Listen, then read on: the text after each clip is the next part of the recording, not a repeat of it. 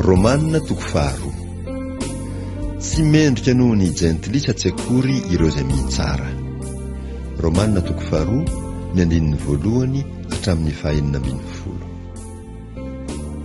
Koa amin'izany dia tsy manan-kalahatra ianao raha lehilahy, na zovy ianao izay mitsara. Fa izay hitsaranao ny sasany no anamelohanao ny tenanao koa.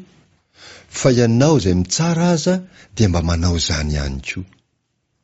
Nefa fantatsika fa ny fitsaran'Andriamanitra dia araka ny marina amin'izay manao toy izany.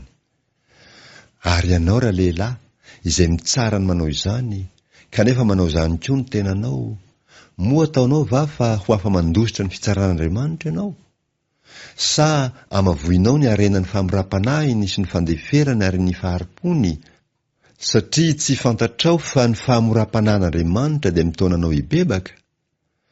Fa ny ditranao sy ny fonao tsy mibebaka no iraketanao fahatezerana ho anao amin'ny andro fahatezerana sy fampisehoana ny fitsarana marin'Andriamanitra, izay hamaly ny olona rehetra araka ny asany avy.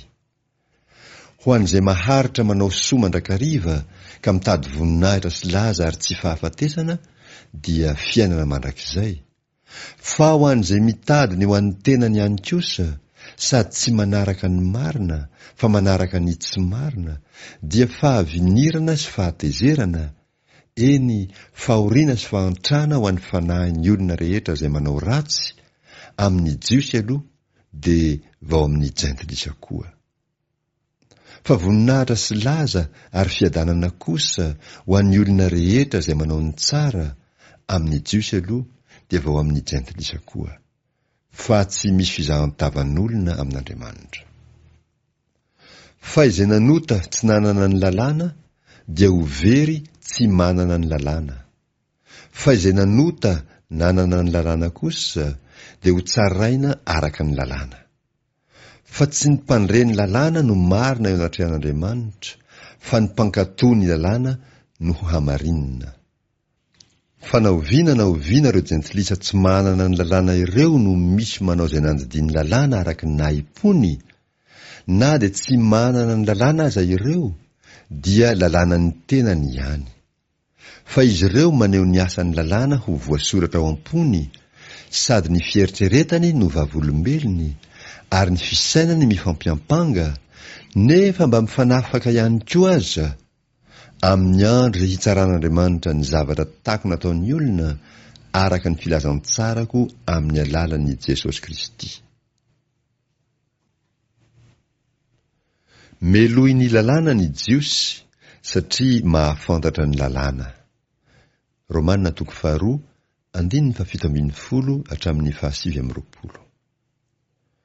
Fa raha saingy atao hoe jiosy ianao, ka mitoky amin'ny lalàna sy manao an'Andriamanitra ho reharehanao, ary mahalala ny sitrapony sady mamantatra ny zavatra tsara indrindra, satria efa nampianarina ny lalàna ianao, ary matoky ny tenanao ho mpitarika ny jamba, fanazavana ny eo amin'ny maizina, mpananatra ny adala, mpampianatra ny bodo, satria ianao manana ny lalàna ho mariky ny fahalalàna sy ny fahamarinana.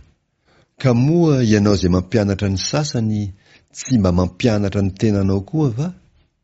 Ianao izay mitory hoe aza mangalatra, mba mangalatra ihany va ianao? Ianao izay manao hoe aza mijangajanga, mba mijangajanga ihany va ianao? Ianao izay mametaveta ny sampy, mba mandroba tempoly ihany va ianao? Ianao izay manao ny lalàna ho reharehanao, mba manala voninahitra n'Andriamanitra ihany va ianao amin'ny andikanao ny lalàna? Fa araka ny voasoratra, dia ianareo no hitenenana ratsy ny anaran'Andriamanitra any amin'ny jentilisa. Isaia 40:15. Fa ny famorana mahasoa tokoa raha mankatoa ny lalàna ianao. Fa raha mpandika ny lalàna kosa ianao, dia efa tonga toy ny tsy voafora, na dia efa voafora aza. Ary raha mankatoa ny fitsipiky ny lalàna ny tsy voafora, tsy atao isan'ny voafora va izy, na dia tsy voafora aza?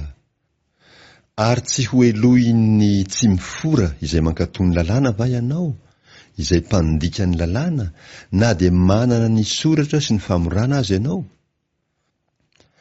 Fa tsy izay araka ny miseho no jiosy, ary tsy izay miseho eo amin'ny nofo no famorana, fa izay araka ny miafina no jiosy, ary ny famorana dia amin'ny fo, amin'ny fanahy, fa tsy amin'ny soratra.